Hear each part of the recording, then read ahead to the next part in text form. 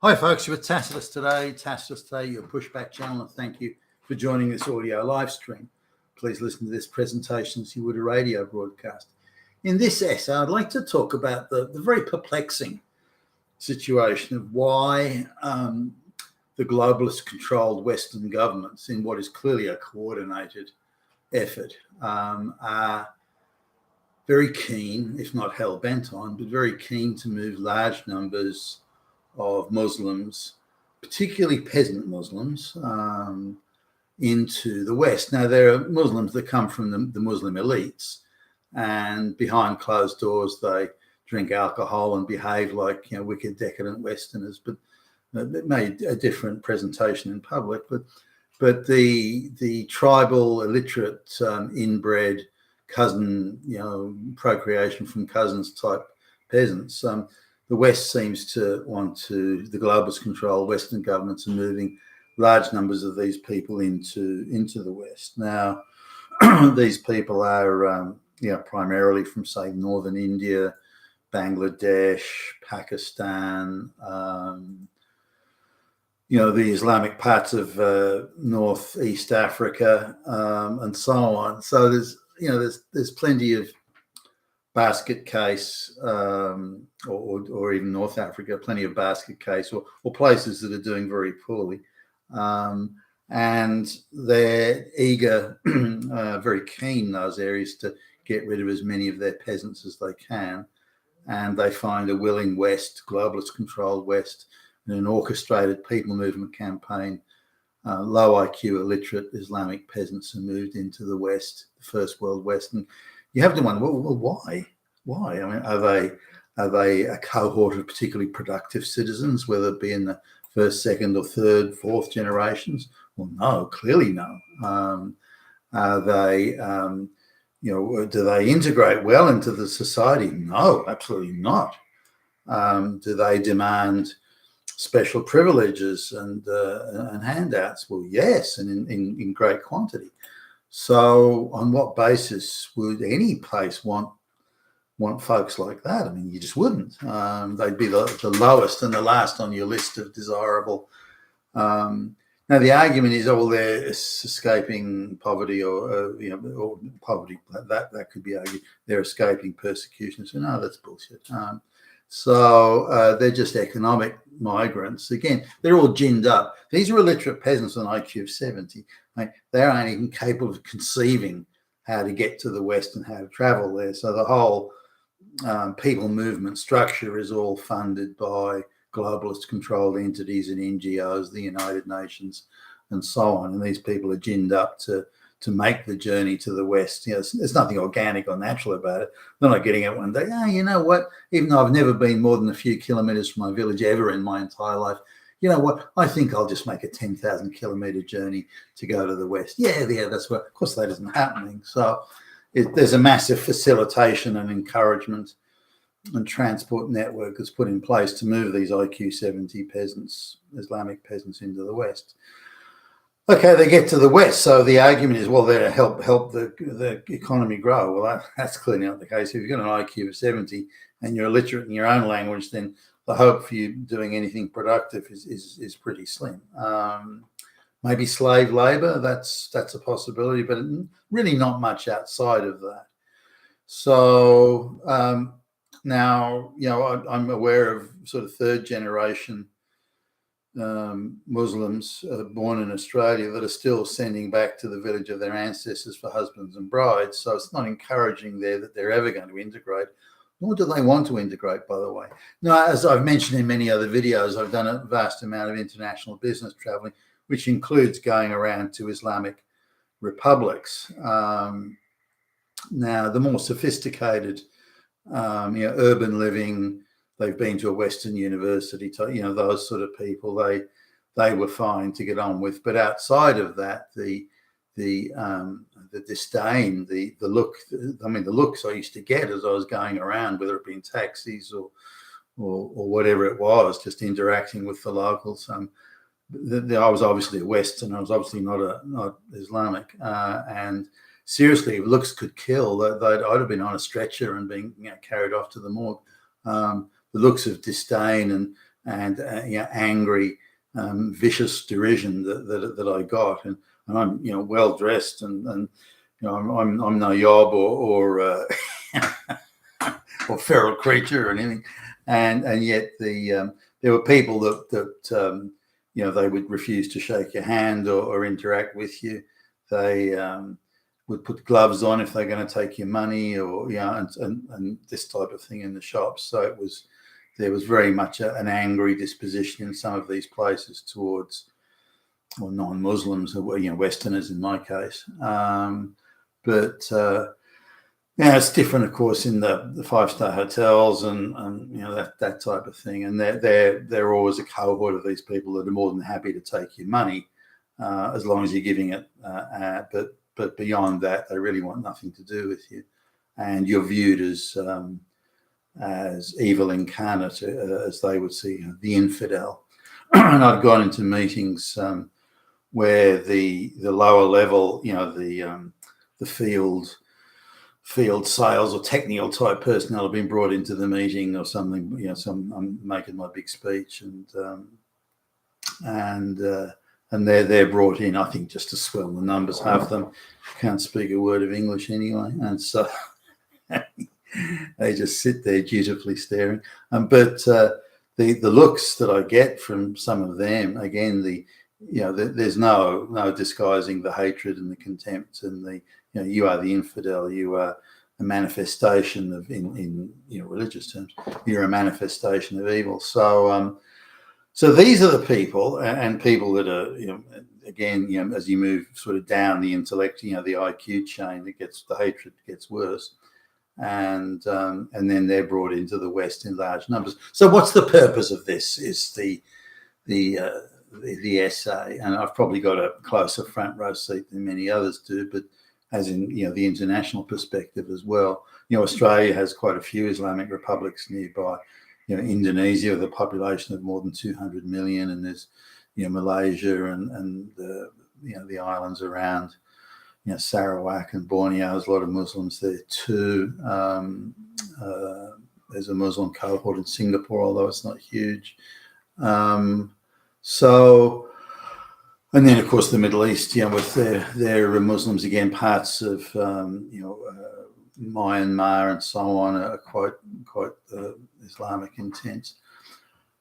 But just looking at this overall, there are whilst not the biggest cohort of imports, I think they're the second largest cohort of imports into Britain, for example, if you include all the Islamic, particularly say from Bangladesh and Pakistan, northern India, that sort of thing. And they're accorded special religious privileges. So if somebody goes and burns the Quran, which is, why would you want to do something like that? That's quite beyond me. But somebody burns the Quran, the police will be there in short order. They'll be arrested for causing unrest, defaming the Islamic religion, or stirring up the hatred, or whatever they can dream up and throw at the globalist controlled activist departments of prosecution. Are certainly very creative in dreaming up transgressions that may have occurred, provided you're a straight white male or a Christian. So if you burn the Islamic flag, or any Islamic flag, like say the flag of Pakistan or somewhere, this too, you'll have the authorities, the white-controlled authorities in a white Christian country, or an alleged white Christian, they'll come down and arrest you for that. But if you're a Muslim that burns a Bible, nothing happens to you. If you burn, I don't know, the sacred Buddhist texts or something like that, then nothing will happen to you. If you defame Christianity, burn effigies of Jesus, and that nothing will happen to you. The authorities just don't care. That doesn't matter.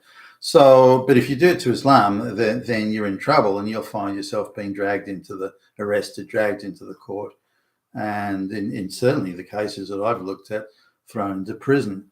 Even if you tweet something online that's negative to Islam, that's enough to have the police at your door. But you can denounce and say the most terrible things about Christianity and Jesus and Christian tradition, and nothing will happen to you. Now, I have a problem with this, like anybody. I think if it's illegal to burn a holy book, then it's illegal to burn a holy book. Anybody that does it should get arrested.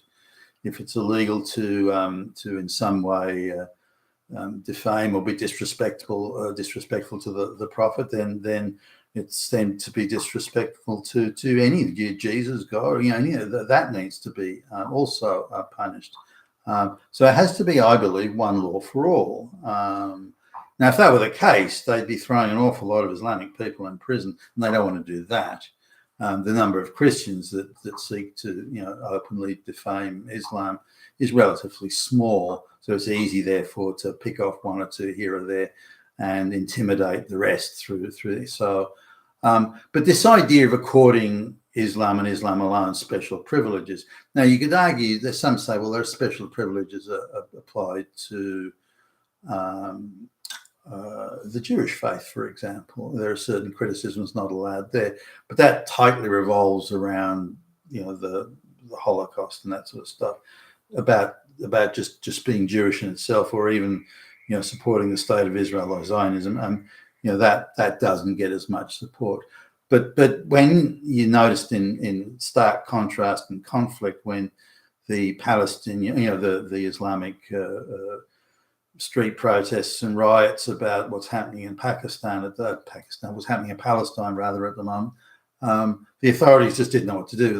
They were paralysed because they're supposed to support the Jews because of the Holocaust, but then they also have to accord Islam special privileges. And again, all across the Western world, the authorities were just paralysed into inaction, just not knowing what to do, just hoping it would all just sort of blow over. And so they finally were forced to act. But in Australia and in other places, I noticed they had to manufacture straight white male Christians marching up and down in black uniforms with swastikas doing zikhars and say, look, see, we protect the Jew. We won't allow anti-Semitic behavior, whilst all the while doing absolutely nothing about the very brazen anti-Semitic behaviour of the Islam. Now, this brought home to many that Islam is accorded special status. So we need to ask, well, why? Why import all these people that are useless to the economy? They're useless for anything and everything. Why would you import them? I mean, you wouldn't. No sane country or place or business or whatever would. Even the Islamic countries in the region, they're very reluctant to accept other Islamic refugees, no matter where they come from, or no matter what circumstances may have created their alleged refugee status. Bear in mind that the ones being brought into the West are not refugees. I mean, I'm sure you can find some of them, but they're not refugees. They're economic freeloaders that have been ginned up and put up to it by the globalist activists, stir them up and transport them for free machinery. There's nothing spontaneous or organic about it at all. Nothing. So what is the purpose of it? And I can't quite figure it out, because there's no benefit in it. So there must be some sort of longer term, bigger picture purpose or imagined future benefit that's being pursued here that is so discreet and so subtle that simple morons like me just can't work it out. So I think it's down to a couple of things. I guess part of the idea is you bring in these masses of Islamic people, and then you have, it's a couple of days ago in London, there was, feminist lesbians for Islam or Palestine or something like that. Now, that was a well-funded little group, well-organised, and like, who paid for all that? Where did that money come from? There's absolutely nothing in Islam, or certainly in the Palestinian experience or structure, social structure, that would suggest even the slightest sort of affinity with anything remotely feminist, let alone lesbian feminist. So what's the purpose of that? Why are these people, the lesbians, why are they being paid to march on behalf of Palestine? That's beyond ridiculous. Similarly, the LGBTQ for Palestine and the trans people for Palestine.